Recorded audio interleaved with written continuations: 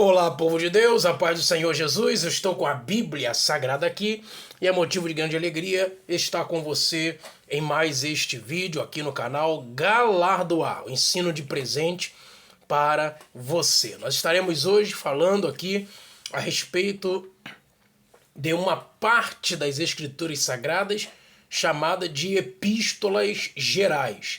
E as Epístolas Gerais, nós já começamos aí a falar a respeito disso. Primeiro eu vou mostrar para você a metodologia que nós trabalharemos, tá? Eu vou mostrar para você uma pequena introdução a respeito destas epístolas. E neste primeiro vídeo nós estaremos falando sobre a epístola aos Hebreus, né, Tiago e 1ª e 2ª Pedro, ok? Posteriormente, em outro vídeo, você fica aqui para poder seguir esta nossa playlist. Você fica aí, e no outro tempo nós vamos trabalhar, portanto, aí, 1ª, 2ª, 3ª João, Judas e Judas, tá ok? 1ª, 2ª, 3ª João e Judas. Estas são, portanto, as epístolas chamadas de epístolas gerais. E já começamos a introdução dizendo, portanto, que epístolas gerais são chamadas assim porque todos nós somos sabedores de que lá na bibliologia ou na introdução à teologia ou ainda origens bíblicas nós falamos a respeito das subdivisões categóricas da Bíblia Sagrada. Então não vale perder aqui. Nós ganhamos tempo, inclusive, com relação a esta concepção das subdivisões, né? E só para quem não lembra, é fácil nós deduzirmos e analisarmos as subdivisões do Antigo e do Novo Testamento. Eu ganho tempo só falando do Novo Testamento, uma vez que as epístolas gerais são encontradas apenas no Novo Testamento. Então nós temos ali o Evangelho, né? Mateus, Marcos, Lucas e João. Nós temos ali um único livro histórico, Atos dos Apóstolos. Nós temos, portanto, as cartas ou epístolas paulinas, tá?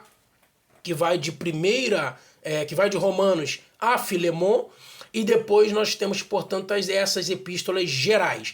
As epístolas gerais, portanto, são Hebreus, Tiago, 1ª e 2ª Pedro, 1ª João, 2ª João, 3ª João e Judas, tá ok? Então, portanto, são 8 livros considerados aí, portanto, epístolas gerais, ok? Eles foram escritos dentro de um espaço de 10 anos aproximadamente, tá? Do ano 70 ao ano 80, aproximadamente, nós temos aí este hiato de tempo que foi escrita todas as epístolas da chamada epístolas gerais. E por que epístolas gerais? Também existe uma explicação para isso. Você tem as epístolas paulinas, que também são subdivididas, né, em epístolas locais e epístolas pastorais. Então você tem epístolas locais que é endereçado a um grupo de crente, a um grupo de pessoa. É endereçado a uma comunidade judaica ou uma comunidade cristã, digamos assim. Tá ok? Então, por exemplo, você tem ali Romanos, ou seja, a carta de Paulo a Roma. Você tem Coríntios, né, 1ª e 2ª. Então, carta de Paulo à cidade de Corinto, na Grécia. Tá ok? Então você tem ali Filipenses, a cidade de Filipos, né? Colossenses, cidade de Colosso, Tessalonicenses, cidade de Tessalônica.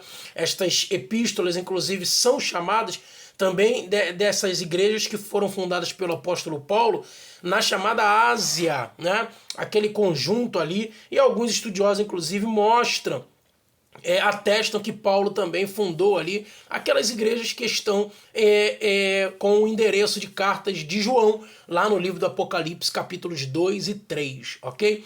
Então, se nós analisarmos, você tem as cartas de Paulo são endereçadas ou a comunidades ou então a pessoas. Neste caso, no nosso caso das epístolas gerais, ele foi endereçado ele não foi endereçado a uma pessoa ou uma localidade específica. Por isso são chamadas de epístolas gerais, porque abarca um número de pessoas maior, né? O número de pessoas maior. Nós vamos ver isso agora, já iniciando aí com o livro de Hebreus, nós vamos observar isso. Vamos observar basicamente isso que não existe, portanto, endereço fixo, ok? O endereço fixo, essa carta de Hebreus foi endereçada para uma pessoa ou uma igreja. Não, ela foi endereçada aos hebreus, por isso carta aos hebreus. Ela foi escrita para Jerusalém, então ela abarca toda a comunidade judaica e não um grupo de pessoas ou uma igreja específica, uma congregação ou ainda uma pessoa, ok? Então Paulo escreveu para Timóteo, Paulo escreveu para Tito, Paulo escreveu para Filemon e Paulo escreveu para as igrejas locais, ao contrário das epístolas gerais. Hebreus, Tiago, 1 e 2 Pedro, 1, 2 e 3 João e Judas, tá ok? Então são 8 epístolas. Vamos, portanto, iniciar aí rapidamente. É um vídeo relativamente curto que nós estamos aqui trabalhando para que você possa ter então este conteúdo, né? Não perder este conteúdo, não perder essas ferramentas primordiais, tá ok? Então eu tô aqui, tá me ajudando aqui o Manual Bíblico de Halley, tá? Manual Bíblico de Halley. Aqui eu já indico para você o Manual Bíblico de Halley, tá ok? Da editora Vida Acadêmica, e você pode adquirir este livro tranquilamente, porque vai te auxiliar muito. Todo o manual em si nos auxilia muito, ok? Então a primeira coisa que nós precisamos analisar, vamos entrar então agora no livro de Hebreus, ok? Hebreus, que é a primeira epístola geral dentro do nosso cânon do Novo Testamento. Então nós vamos observar o seguinte: Hebreus, já acabei de falar que o livro de Hebreus foi endereçado a Jerusalém, aos hebreus do modo geral, e obviamente aos hebreus que estavam dispersos, aquilo que nós chamamos de diáspora, né? Os hebreus estavam dispersos e eles precisavam de uma convicção de que o Cristo, ou Jesus, ou Cristo, o Machia, o Messias, ou Yeshua, que estava entre eles há poucos anos atrás, estourando aí 40, 45 anos atrás, porque essa carta de Hebreus foi escrita no ano 70. Então você já tem aí, inclusive, o ano 70, desde o ano 66 até o ano 70, houve uma invasão dos romanos em Jerusalém muito grande, né? O general Tito ali entrou, sitiou aquilo que depois ele vai ser, inclusive, um imperador, né? Tito, filho de Vespasiano, ele vai ser o imperador posteriormente, logo depois do seu pai. Então nós vamos observar o seguinte: nós vamos analisar que no ano 70 já havia muita efervescência, havia brigas ferrenhas, então o povo se dispersou, é chamado de diáspora. O povo judeu teve várias, né? E não daria tempo aqui de nós elencarmos todas elas. Mas nós vamos analisar o seguinte: era necessário que alguém escrevesse a respeito de Cristo dentro de uma perspectiva puramente judaica.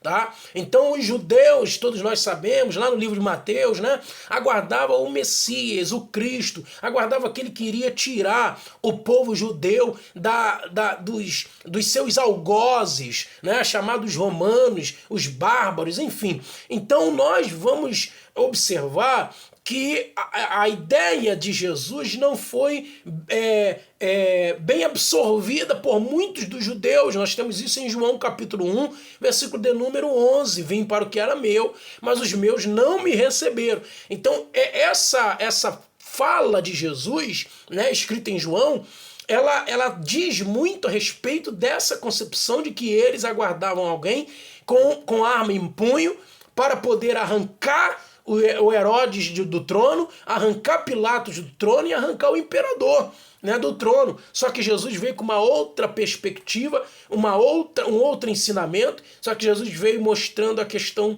do amor, né, a compaixão, enfim, e tantas outras coisas. Então, eles não aceitaram muito, eles ainda estavam com dúvida. Então, o escritor aos Hebreus está escrevendo com riqueza de detalhes do Antigo Testamento para mostrar para os hebreus que Jesus é o Cristo, que Jesus era o Cristo, Filho do Deus vivo, tá? Então isso é importante nós identificarmos. O pano de fundo, né, é justamente esse. Agora, o segundo ponto que nós precisamos analisar é o autor, né? Então você tem, por exemplo, várias possibilidades de autor. O autor poderia ser Paulo, né? As igrejas orientais acreditavam a carta aos Hebreus a Paulo. Outro também que poderia ter sido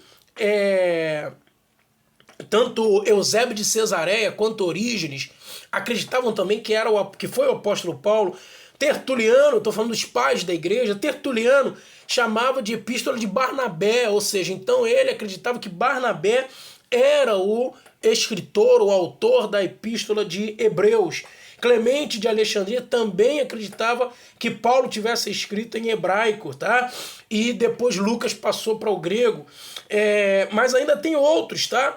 Lutero, por exemplo, disse que Apolo poderia ser o escritor aos Hebreus. Não só Lutero, mas no nosso tempo aqui, agora o F.F. Bruce também fala a respeito de que Apolo poderia ter sido. Mas tem ainda Priscila e Áquila, Clemente de Roma poderia ter sido o escritor. Como então os anais históricos, a tradição judaica, a tradição cristã não dá uma resposta fidedigna e correta a respeito do seu autor, nós continuamos falando que o autor é desconhecido, tá? O livro de Hebreus. O livro de Hebreus, portanto, fica como autor desconhecido. Então, portanto, para quem que foi direcionada esta epístola? Não foi a uma pessoa específica, tá bom? Mas foi aos judeus, justamente pela sua riqueza de detalhes a respeito dos sacrifícios levíticos, né? Da concepção do templo, do tabernáculo. Então isso tudo que está ricamente colocado na carta aos Hebreus vai mostrar e atestar que o autor pelo menos conhece muito a respeito da vida judaica. Tá ok? A datação nós vamos observar que foi no ano 70 depois de Cristo, ok? No ano 70 depois de Cristo. Então nós vamos ter uma série de situações e uma das coisas primordiais está relacionada a respeito da divindade de Jesus. Então já no capítulo de número 1, você vai ver falando a respeito da divindade de Jesus, isto é, da deidade. Ou seja, a concepção de que Jesus é Deus, é o Cristo e era aquele predito pelos profetas do Antigo Testamento, ok? Então Jesus, comparado à concepção dos anjos, ainda a partir do versículo 4 ao 14, tá bom? Concepção a concepção aí de anjo, mas anjo no sentido de mensageiro, do portador da palavra de Deus, tá? Nós vamos observar, portanto, que no capítulo 1, e você vê isso em Atos dos Apóstolos, capítulo de número 753, os anjos mediante os quais foi promulgada a lei. Então a lei, às vezes, era dada aos anjos para que os anjos pudessem entregar ao homem, tá ok? Moisés, o legislador, lá no capítulo de número 3, nós vamos ver isso. Do capítulo 4 ao capítulo de número 10 do livro de Hebreus, nós temos, por exemplo, sacerdócio levítico, tá? Sacerdócio levítico. E essa concepção do sacerdócio levítico vai passar também por o capítulo número 7, obviamente. Eu falei que o hiato que nós estamos usando agora é Hebreus capítulo 4, versículo 14, ao capítulo 10, versículo 18. E esse período de tempo também, obviamente, passa pelo capítulo de número 7. E o capítulo de número 7 é riquíssimo em detalhes a respeito do sacerdócio, porque todo sacerdote nós sabemos que precisava vir da tribo de Levi, e Arão e Moisés eram da tribo de Levi. Nós vamos observar que desde o tabernáculo ter sido criado, eram os levitas, os sacerdotes, apenas aqueles da tribo de Levi, incumbidos de trabalhar diretamente no templo. O sacerdote era aquele que recebia do povo e entregava a Deus, né, o sacrifício. Era o único que poderia ser o mediador entre o povo de Israel no deserto, no tabernáculo, no templo e Deus. Então Moisés era este sacerdote. Moisés era este que falava com o povo e entregava a Deus. Deu para entender? Então também os outros sacerdotes e levitas também faziam este trabalho de entregar a mensagem que o povo necessitava, os sacrifícios que o povo entregava a Deus, passava por esse sacerdócio. Então como é que Deus, Jesus, era sacerdote, se ele não é de fato da tribo de Levi? Jesus é da tribo de Judá. Então, como é isso? Então, por que acontece isso? Porque Jesus é sumo sacerdote segundo a ordem de Melquisedeque. Então, se ele é segundo a ordem de Melquisedeque, que foi rei de Salém, isso está descrito em Hebreus capítulo número 7, ele é antes mesmo do próprio ritual sacerdotal ser inaugurado. Porque Melquisedeque aparece no livro de Levítico. No livro de Gênesis. Tá bom? Melquisedeque aparece no livro de Gênesis. Tá ok? Melquisedeque vai aparecer no livro de Gênesis. Então nós temos, por exemplo, Jesus sendo sumo sacerdote, porque ele é sumo sacerdote por excelência. E é o único agora que pode ser o mediador entre o homem e Deus. Porque ele é antes mesmo da criação do processo sacerdotal levítico. Tá ok? Então nós temos várias concepções a respeito disso. Sacerdotes e levitas ofereciam sacrifícios durante o ano todo, ano após ano. Cristo morreu uma única vez, é isso que o Hebreus capítulo 7 vai dizer. E os sacrifícios deles eram ineficazes. O de Cristo removeu o pecado para sempre. Então o pecado original, que começou esse estudo lá com Orígenes, né, que criou essa concepção do pecado original, está relacionado diretamente a Jesus, que morreu uma única vez e não precisa mais de outra morte. E por esse motivo ele morreu, mas ressuscitou e agora é mediador dos homens. Então nós vemos, por exemplo, no capítulo número 5, versículo 9, a salvação eterna vinda pelo próprio Cristo.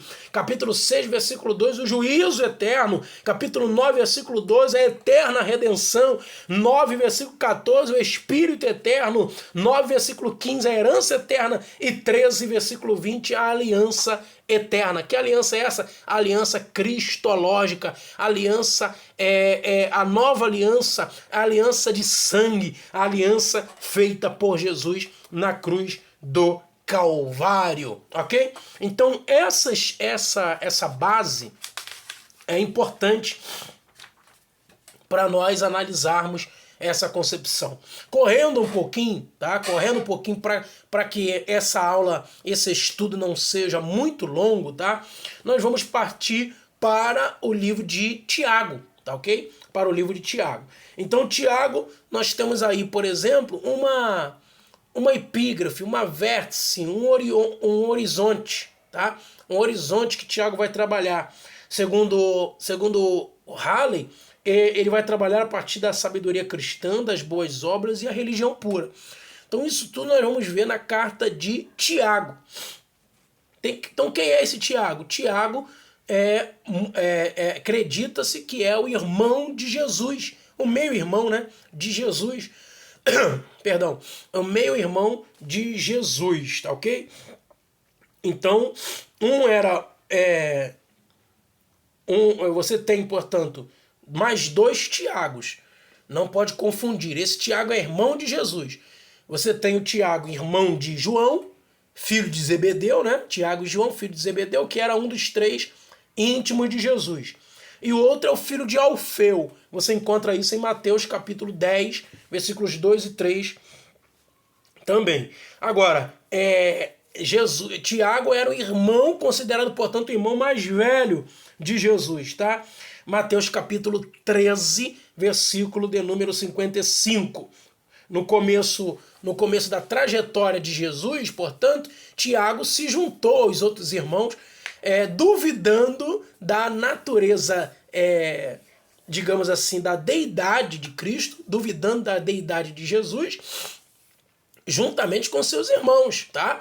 E foi posteriormente que Jesus foi ganhando a consideração da sua própria família, ao ponto de, depois da ascensão de Jesus, Tiago foi, inclusive, considerado o primeiro bispo da igreja de Jerusalém, tá? Então não foi, a gente confunde muitas vezes achando que pelo fato de Pedro ser mais quase que evasivo, né?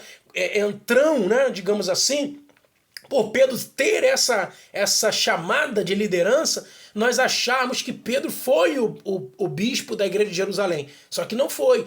Era Tiago, irmão de Jesus, que foi colocado ali por esse motivo mesmo, em homenagem ao próprio Cristo, colocou-se, portanto, o irmão dele ali, tá?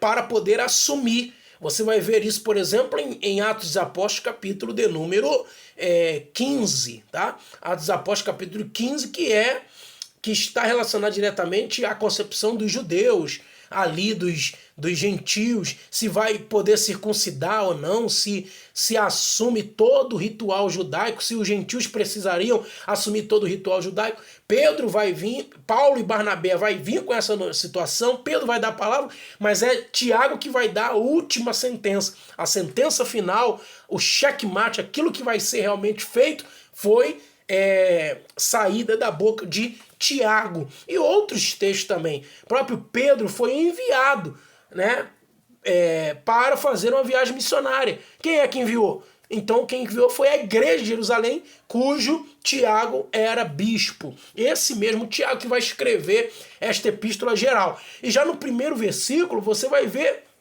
o porquê da epístola geral. Primeiro versículo de Tiago vai dizer, carta às 12 tribos dispersas. Então por que era uma carta geral? Porque é as 12 tribos dispersas, isto é, da diáspora judaica ali. Então Tiago ele vai ter essa incumbência de falar a respeito dessa concepção do dia a dia, né? Da visão mesmo de uma carta mais prática, tá ok? Uma carta mais prática, uma carta do dia a dia, ok? Então você vai ver nesta carta a concepção das provações, né? Você vai ver o quanto de perseverança o crente deve ter, o quanto de sabedoria, o quanto de fé, né? Você vai ver, por exemplo, o Tiago falando que quem não tem sabedoria, peça a Deus que ele vai dar. Ele lá em cima tem muito, ele pode dar deliberadamente. Isso é o que você vai ver, por exemplo, já nos primeiros capítulos, primeiro capítulo de Tiago, do 1 ao 8, no primeiro capítulo de Tiago ainda, do 9 ao 18, você vai falar sobre riquezas, vai falar sobre tentações e vai falar sobre o novo nascimento, olha isso, o novo nascimento em Cristo, a concepção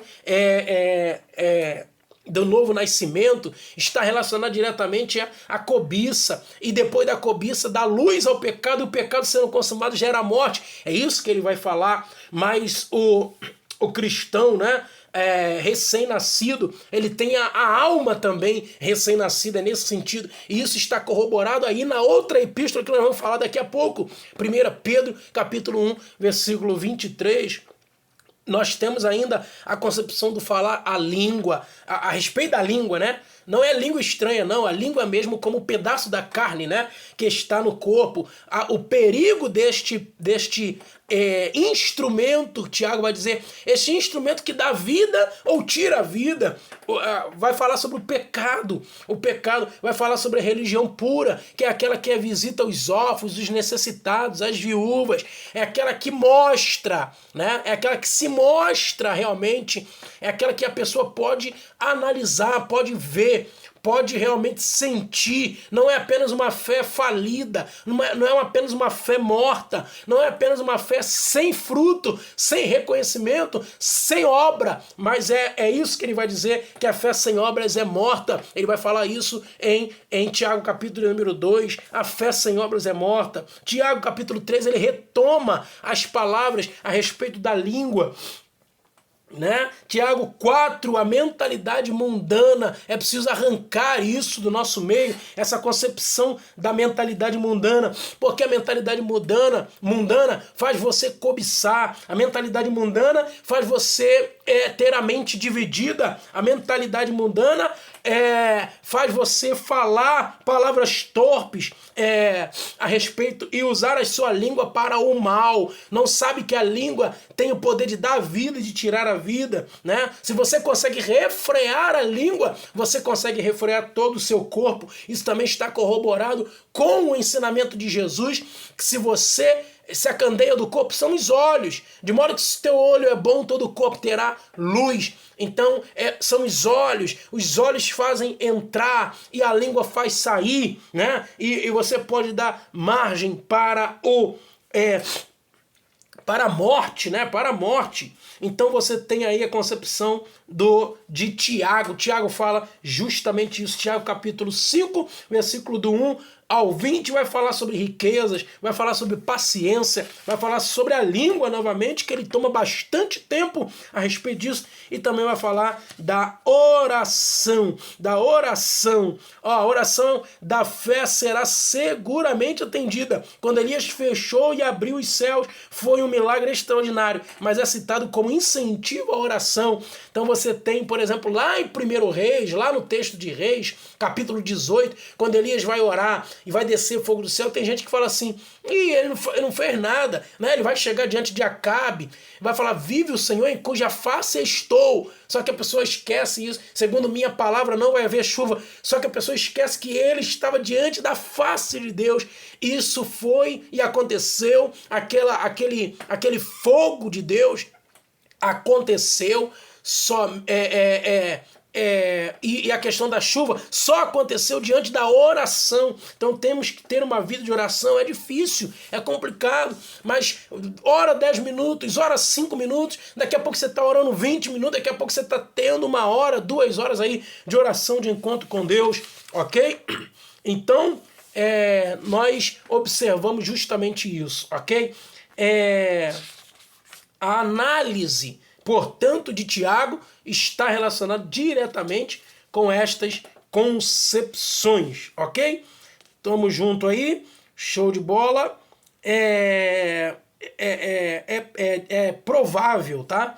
É provável, acho que eu nem falei aí sobre a carta, é provável que a carta tenha sido escrita no ano 60. A carta de Tiago tenha escrito no ano 60. Inclusive dá pano para manga aí, porque a carta de Tiago foi escrita primeiro e Romanos foi escrita depois. E Romanos fala que a salvação é pela fé. E Tiago fala que a fé sem obras é morta. Então é necessário ter obras para ser salvo. Entra outras questões aí que não daria tempo aqui para você, tanto aluno quanto o restante do povo que vai ver este vídeo, né? Vai estar aí vendo esse vídeo. Vai dar tempo aqui de nós trabalharmos muito. Então eu achei que daria possibilidade de falarmos rapidamente, você vê que eu estou correndo aqui, mas eu achei que daria para fazer em 2 vídeos, mas não vai dar para fazer em 2 vídeos, então o que eu vou fazer? Nós vamos dar uma pausa agora e você vai assistir esse vídeo até o final, e posteriormente nós vamos falar de 1ª e 2ª Pedro, 1º e 2ª Pedro em outro vídeo, e no terceiro vídeo, 1ª, 2ª, 3ª João e Judas, ok? Vamos combinar assim? Tamo junto, fica com Deus. Deus em Cristo abençoe. Você esteve no canal Galardoar. É apenas galardoar. O ensino é de presente para você. Deus abençoe.